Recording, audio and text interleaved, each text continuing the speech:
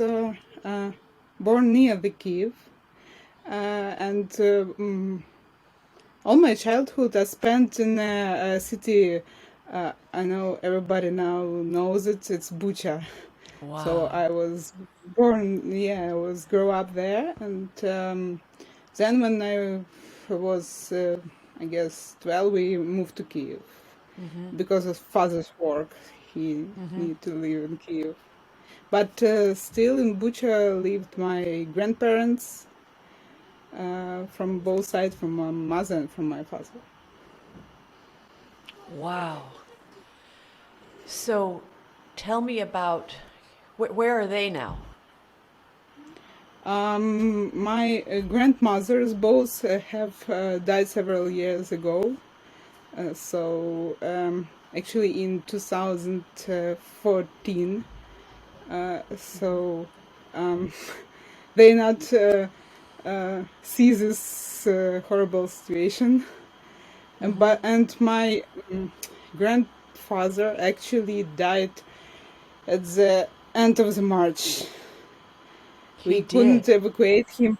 Yes, we couldn't evacuate him from Bucha, and so when, sorry, um, when there was starting liberating Bucha, and they get, I guess, mobile network there, so his neighbor called us and tell the sad news. Oh, I'm so sorry. How Um, about your other grandfather? Is he still alive? uh, I I only have one. You have one. Yeah. And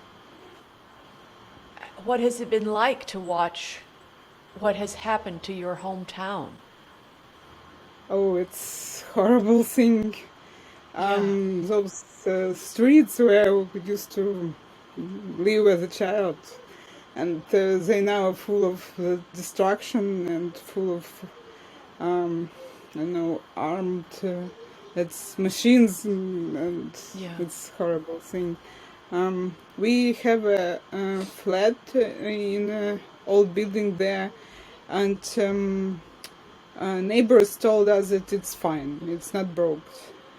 And grandfather's house also okay.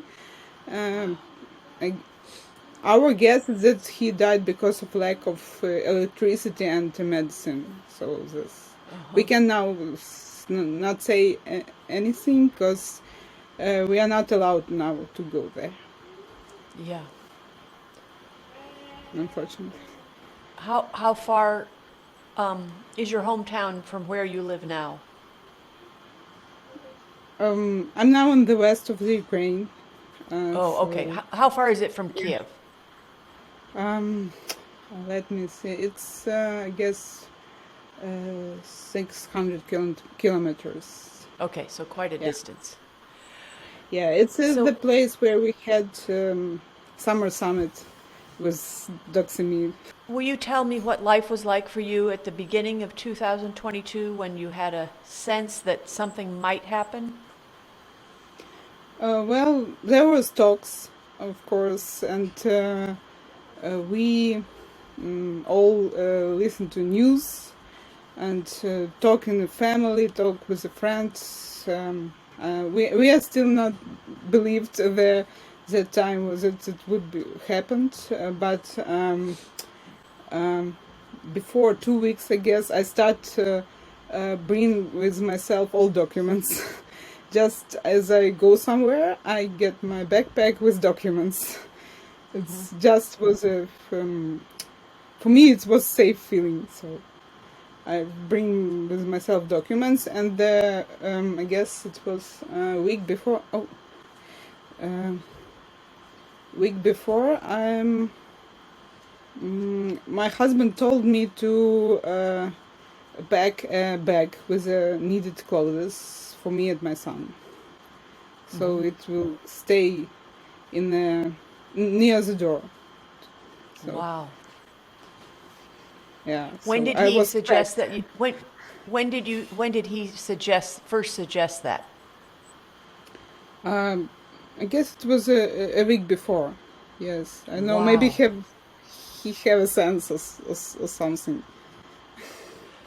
And so where were you on the morning of the 24th? I was at my apartment. We live in the left bank of the Kyiv, and I've woke up of explosions.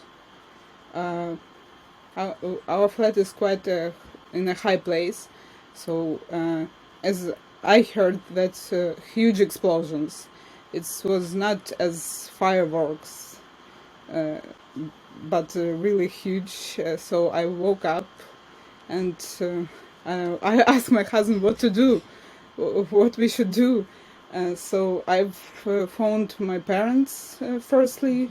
They not hearing anything because they're in a lower place, so no sound is go to them, but they understand what happens and also wake up. And then I've phoned to the Olga, my um, co-worker.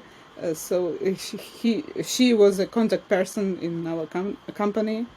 In any case, so I've woke her up. So and asked what to do, what should I do, and she asked, you can go to the Lviv, to our hub, and stay there. And husband told me pick up our son and go to the west. So Yes. you left, you had to leave your husband. Yes, he told How, me he won't leave, and he also told me that before that the war happens, he won't leave. He have a mother. He's not walking very well, so he told me I can't leave her, and I want to protect our country, so I won't leave the city. You must leave, and he this was. It was really nervous situation, and he gave me our car and pulled all our stuff that was packed before. Me with son and I was going to the west, but I can't handle it the first day. There was a huge traffic, yeah. so I went to his brother's home and to stay for one day there. Then I will. Where does his brother live? He lived on the right bank at the Oh, it's a road to Zhytomyr. This okay. is So road to a Zhytomyr. little bit closer to the highway, but still in Kyiv. Yeah, it's Yeah. actually almost on the highway, but I won't able to get him on the ordinary roads.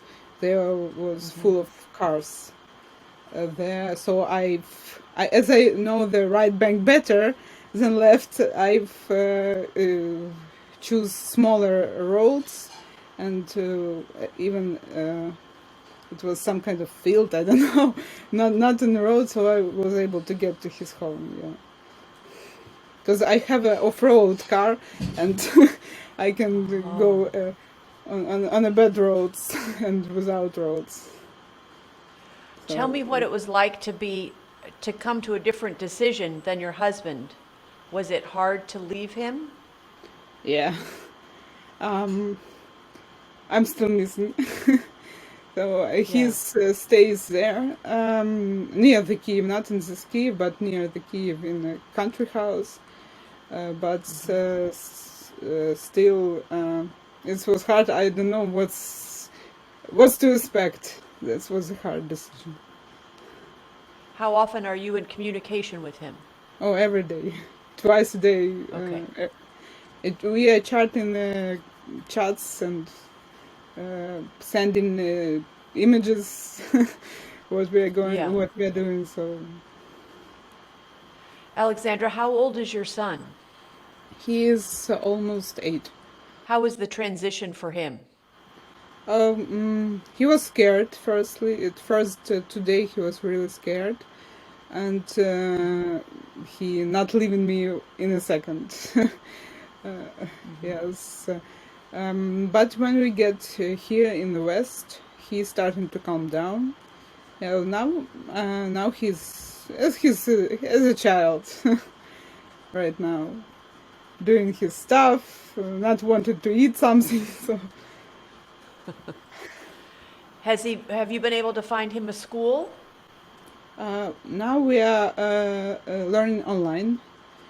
Our school is offered that option, and teachers are able to provide the education online right now. Uh, Was that in place because of COVID? Do you know if was that yeah, virtual yes, it learning was. already in place?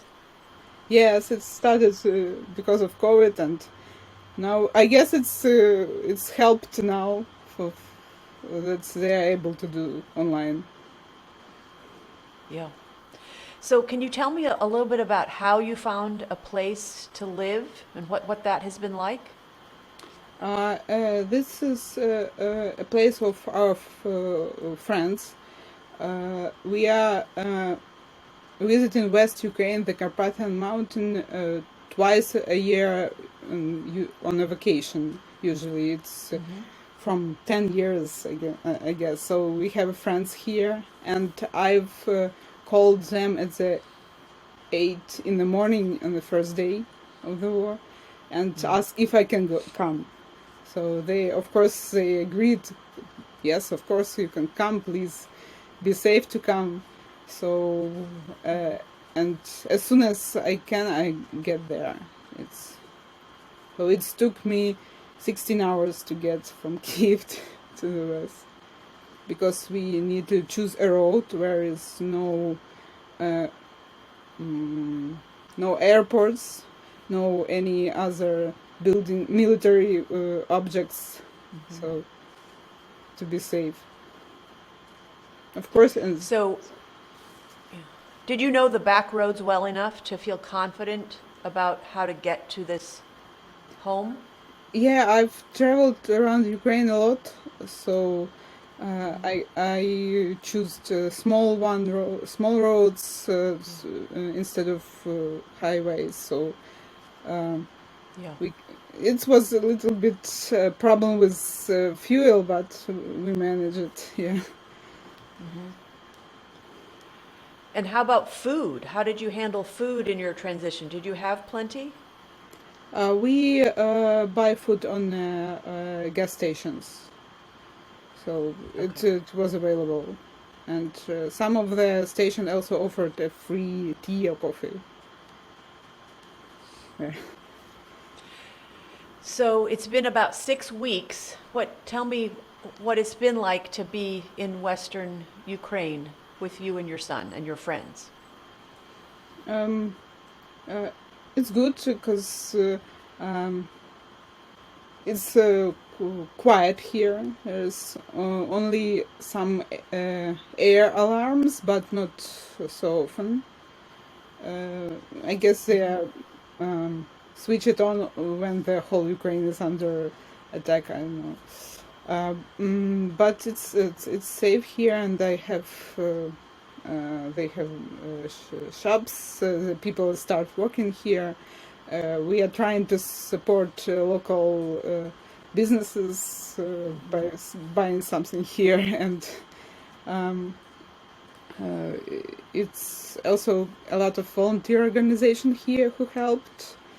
Uh, they helped armies, they helped refugees. So yeah, I'm feeling like the life uh, is going on here. So Yeah.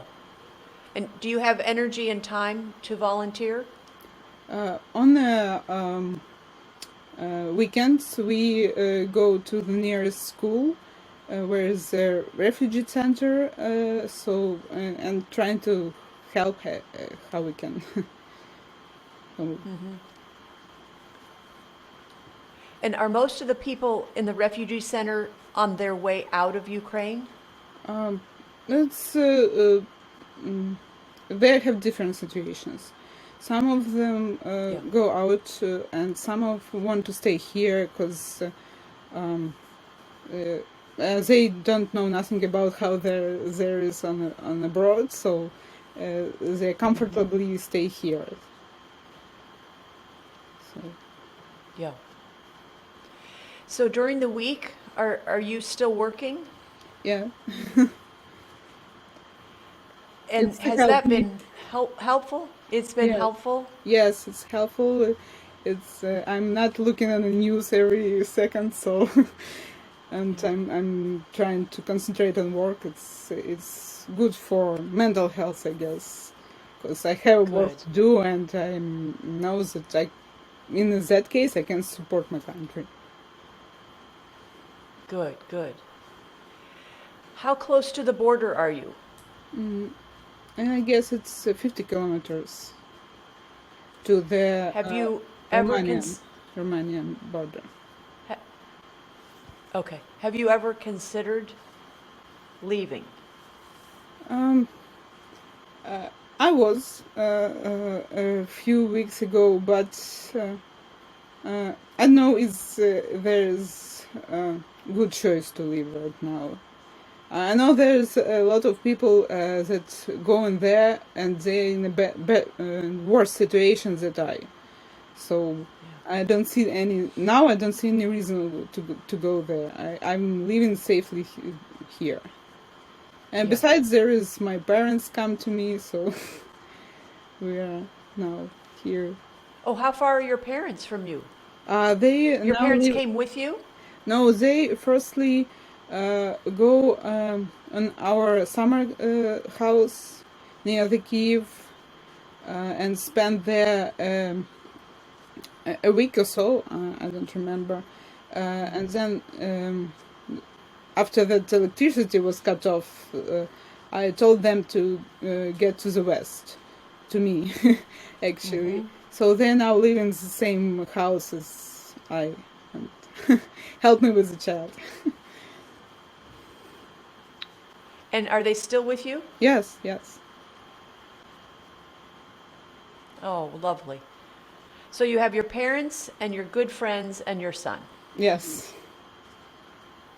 So Alexandra, tell me, when have you felt the most fragile? Do you think it was hardest when you first left?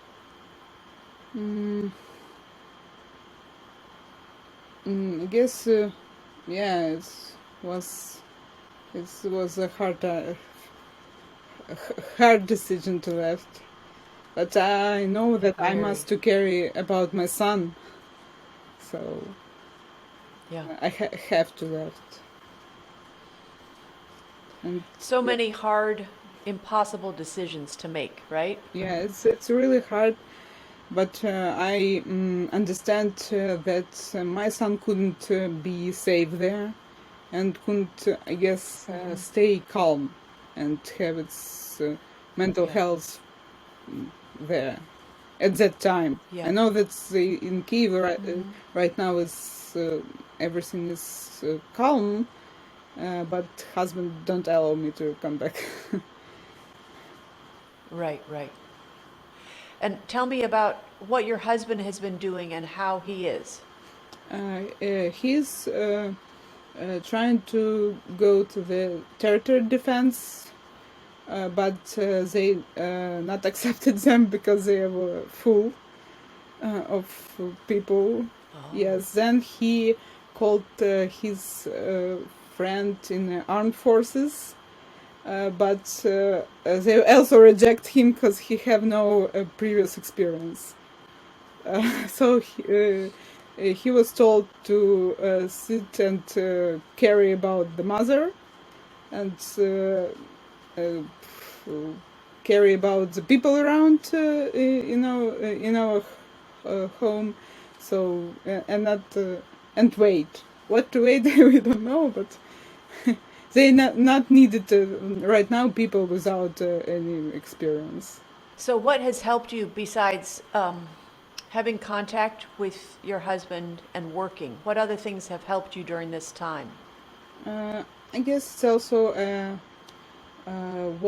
walking in the mountains. We can go really high, but we can walk in the forest, not far from village. But still, there is waterfalls. There is trees, everything start to be green. So it's like a relief. It's spring, so it's helped me because I like nature. Oh, I'm so glad you have that. Yeah. That's so wonderful. Alexandra, what do you imagine about the future? I want to imagine that everything will be okay. It's and country will be rebuilt, and will be living much more, even better than we were. And also I wish that people all around the world to visit Ukraine, so to see our country rebuilt. Yes.